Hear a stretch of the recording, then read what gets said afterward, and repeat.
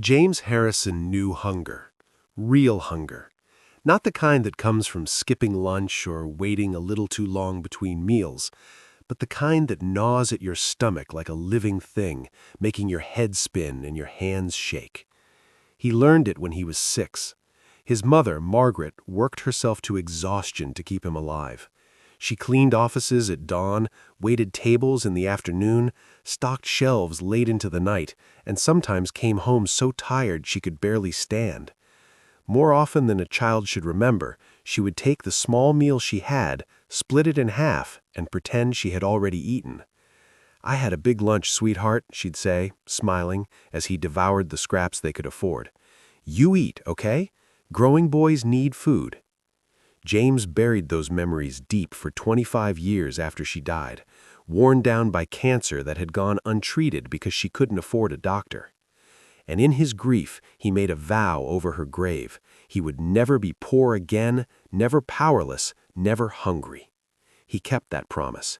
He became a millionaire, ruthless in business, building 7 high-end restaurants across the city, a gleaming penthouse with floor-to-ceiling windows, luxury cars, and a watch that alone cost more than his childhood home.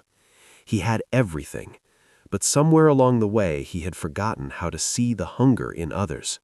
It was a rough, late afternoon when James found himself pressed against a brick wall behind one of his restaurants, feeling the ivy scrape his back, heart pounding like a teenager caught doing something wrong. His navy suit was impeccable, his white shirt crisp, his pocket square perfect, his $80,000 watch catching the sunlight, but he felt exposed, ridiculous, as if the armor of wealth he had spent decades building meant nothing. For 7 days he had been following her, 7 days of watching a woman in blue medical scrubs arrive at the back door of his restaurant at exactly 3:47 p.m., 7 days of watching her pick through discarded leftovers.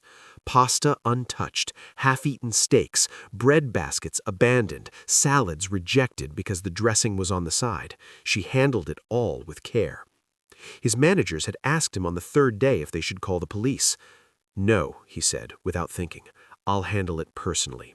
And he had, but not in the way anyone expected.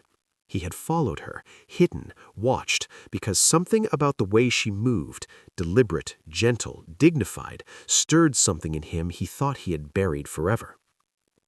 She was somewhere in her late 30s, maybe 40, her face marked by hardship, her dark brown skin glowing in the fading sun. Her hair was pulled back into a tight ponytail, her yellow dishwashing gloves cheap, the kind from a dollar store, yet she treated the discarded food with reverence, as though each bite was sacred. She never rushed. She selected carefully, placed the food in translucent bags, with a kind of quiet love that James had not seen in decades.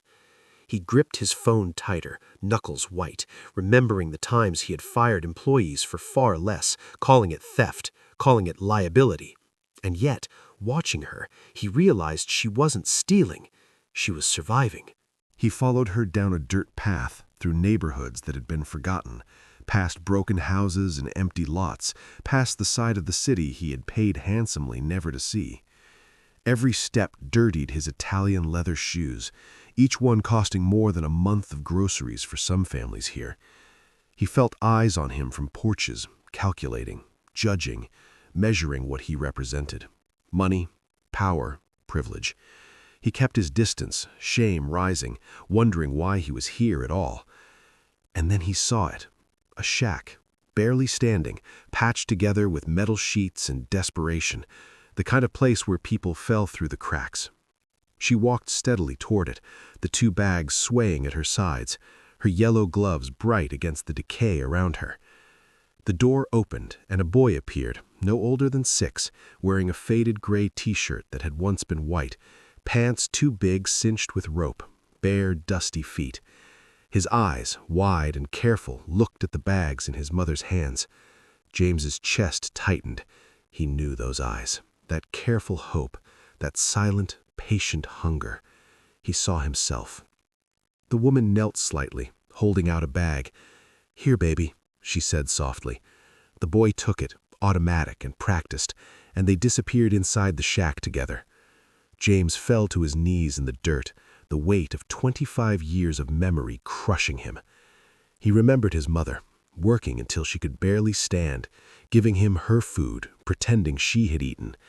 And he remembered the boy he had been, learning that love often came in small sacrifices, learning that life sometimes offered only crumbs.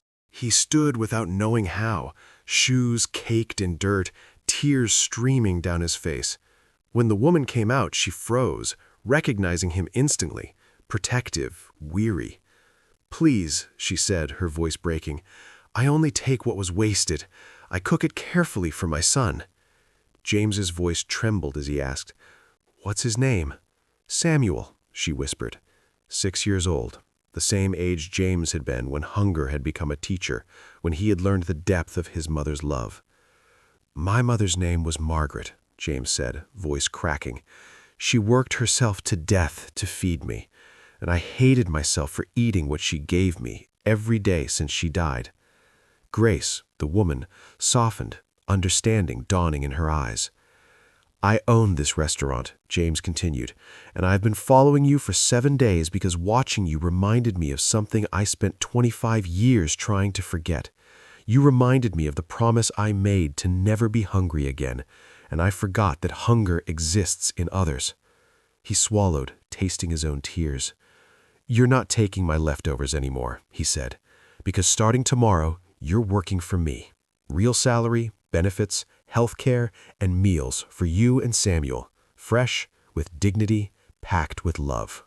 Samuel appeared in the doorway, eyes wide, scanning the man in the expensive suit. James looked at the boy and saw the layers of Grace's story he had missed. A black single mother raising a biracial child in a world that judged them both. And still she carried herself with pride, walking for 40 minutes each day in yellow gloves, carrying hope in translucent bags. James crouched down to meet Samuel's gaze. "Your mother is the bravest person I've ever met," he said softly.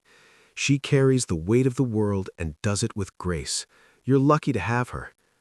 Grace's tears ran down her dusty cheeks.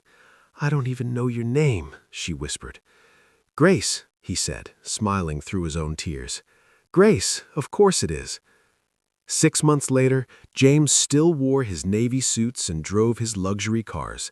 He still owns 7 restaurants, but every day at 3:47 p.m., he made sure Grace left work with carefully prepared meals, not leftovers.